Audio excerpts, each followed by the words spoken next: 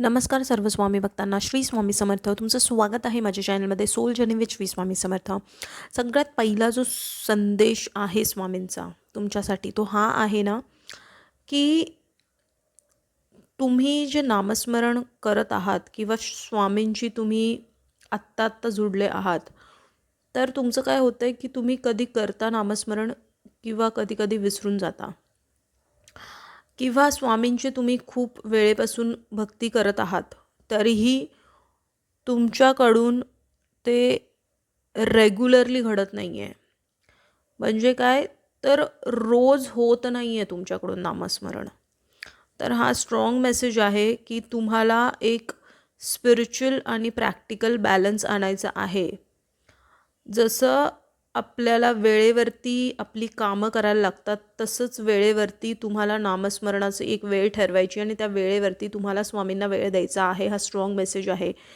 कारण तुम्ही कधी करता कधी नाही करत आणि तुमच्या मनावरती आहे ते. तर तसं करू नका. हा सगळ्यात पहिला मेसेज आहे स्वामींचा. 10 मिनटं स्वामी तुमच्याकडे 1 तास 2 तास खूप तास नाही मागत आहे. 10 मिनटं, पण ती 10 मिनटं फक्त स्वामींसाठीच असली पाहिजे. तर तुम्हाला हा वेळ स्वामींना द्यायचा आहे. हा खूप महत्त्वपूर्ण संदेश आहे स्वामींचा.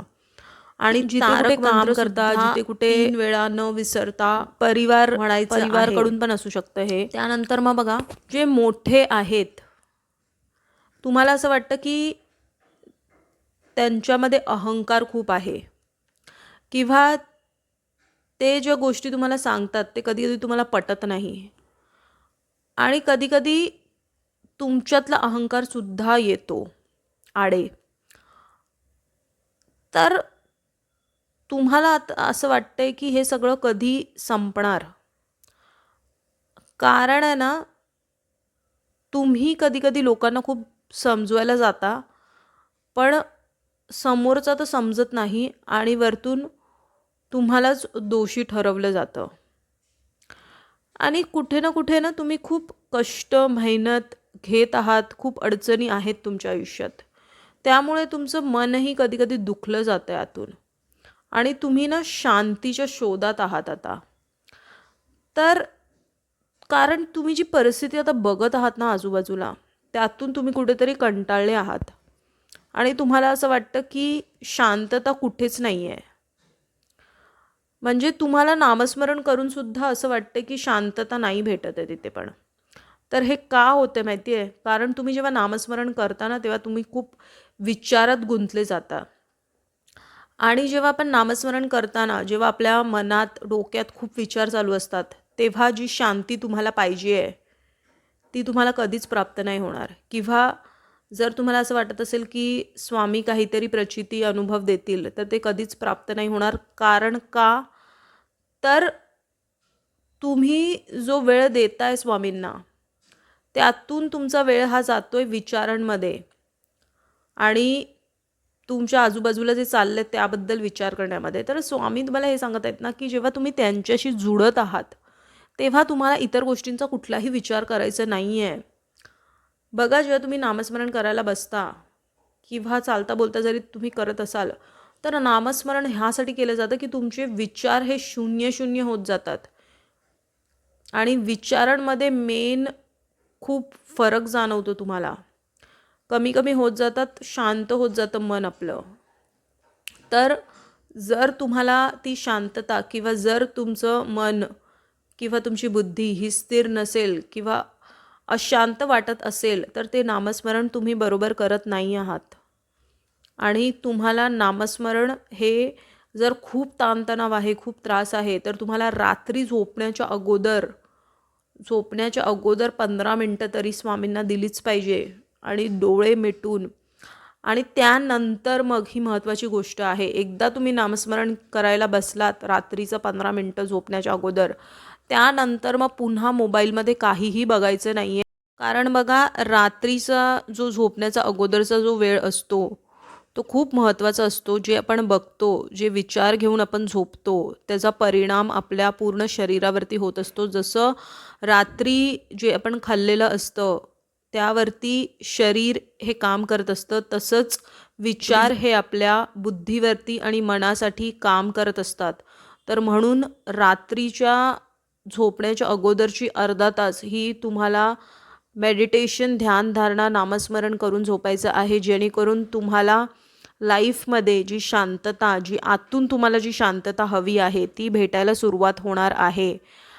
कारण जेव्हा तुम्ही खूप साऱ्या गोष्टी घेऊन झोपता, तर तुम्ही जेव्हा सकाळी उठता तेव्हा तुमची चिडचिड होते, फ्रस्ट्रेशनमध्ये असता, अशांत असतं मन किंवा घाई गडबडीत तुम्हाला कुठेही निघण्याची जर घाई असते, तर त्यात तुम्ही गुंतलेला असतात आणि त्यात तुम्हाला शांतता भेटणं हे कलियुगमध्ये इतकं सोपं नाही आहे ते. म्हणून तुम्हाला जी रात्रीची वेळ असते ती शांततेत घालवून झोपायची आहे.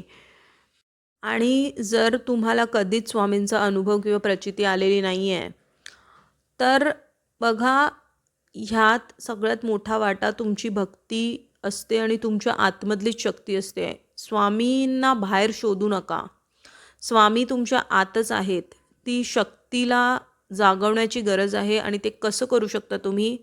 ते तुम्ही भक्ती, ध्यान, धारणा, स्वामींची सेवा, नामस्मरण ह्यानीच तुमची आतली शक्ती ही कुठे ना कुठे त्याची ऊर्जा जेव्हा तुम्हाला समजायला लागेल तेव्हा तुम्हाला खरे स्वामी भेटतील आणि स्वामी समजायला लागतील. जेव्हा तुम्ही प्रचिती, अनुभव आणि बाहेरच्या दुनियेत स्वामींना शोधत आहात, तर ते कुठेतरी बंद करा. हा स्वामींचा महत्त्वपूर्ण संदेश आहे. अनुभवची वाट बघू नका. फक्त तुम्ही सेवा, भक्ती, साधना करत राहा. कारण स्वामींचं सगळं लक्ष आहे आणि स्वामी तुम्हाला योग्य वेळ आली की बरोबर तुम्हाला प्रचिती, अनुभव देतील. जेव्हा ते देतील तेव्हा तुम्ही बघाल की तुमच्या अक्षरशः डोळ्यात अश्रू येतील. तर त्यामुळे आहे ना, आत्ताची क्षणी आहे ना, संयम ठेवा, हार मानू नका, योग्य त्या दिशेने चालत राहा, कर्माला चुकू नका, मेहनतला चुकू नका आणि आध्यात्मिक स्तरावरती तुम्ही काय प्राप्त करू शकाल ह्याकडे पण लक्ष द्या. भौतिक जीवनात जगता जगता माणूस आध्यात्मिक स्तरावरती स्वतःची ऊर्जा न्यायला कुठेतरी कमी पडतोय कलियुगमध्ये आणि त्यामुळेच सगळ्या गोष्टींमध्ये आपल्याला भेद दिसायला सुरुवात होते आणि कुठेतरी आयुष्याची घडी विस्कटल्यासारखी वाटत असते आणि कलियुगमध्ये ते जास्ती होत आहे. कारण कलियुग हे असं आहे की आपण इथे फक्त कर्मांचा लेखाजोखा हे निस्तरायला आलेलो आहेत. ज्यांना ह्या गोष्टी खोलमध्ये कळतात त्यांना खरं अध्यात्म कळतं आणि ते कर्माला चुकत नाही, विचारांमध्ये शुद्धता ठेवतात आणि आतमध्ये एक शांतता ठेवतात आणि फक्त स्वामींच्या भक्तीमध्ये आणि सेवेमध्ये लीन असतात. तर तुम्हाला हेच करायचं आहे. तुम्हाला कसल्याही बंधनात पडायचं नाही आहे की प्रचिती कधी भेटेल, अनुभव कधी भेटेल आणि माझं हे काम कधी होईल किंवा अमुक काही तुम्ही नवस बोललात ते कधी पूर्ण होईल, या तुम्ही फंदात पडू नका. फक्त शुद्ध मनाने भक्ती करत राहा. स्वामी तुम्हाला इतकं देतील जेव्हा वेळ येईल ना, खरोखर तुम्हाला ते कमी पडेल की तुम्हाला असं वाटेल की मी तर एवढंसं मागितलेलं आणि स्वामींनी हे किती दिलं आहे मला, आभाळभर देऊन टाकलं. तर म्हणून संयम ठेवून वेळेची वाट बघा आणि काहीही जास्ती विचार न करता फक्त नामस्मरणावरती तुमचं मन केंद्रित करा. तर हाच होता ना आजचा महत्त्वपूर्ण संदेश. जर हा संदेश तुमच्यापर्यंत पोचला आहे तर तो स्वामींनी पोचवला आहे. असेच महत्त्वपूर्ण स्वामींचे संदेश बघण्यासाठी माझ्या चॅनलला सबस्क्राईब करा, या व्हिडिओला लाईक करा, कमेंटमध्ये श्री स्वामी समर्थ नावाचा गजर करायला विसरू नका. स्वस्थ रहा, स्वामींच्या नामात आपलं मन रमून राहा आणि कोटी कोटी धन्यवाद हा व्हिडिओ बघितल्याबद्दल. आणि जर तुम्हाला स्वामींची मूर्ती घ्यायची असेल तर बघा, बिकॉज हे चॅनलच डेडिकेटेड आहे स्वामींसाठी, तर ह्या मूर्तीमध्ये प्राणप्रतिष्ठा नक्कीच असणार आहे. म्हणून ऑर्डर करण्यासाठी मी लिंक खाली देत आहे, टॅग केले आहे प्रोडक्टला, तिथून तुम्ही मागवू शकतात मूर्ती. धन्यवाद.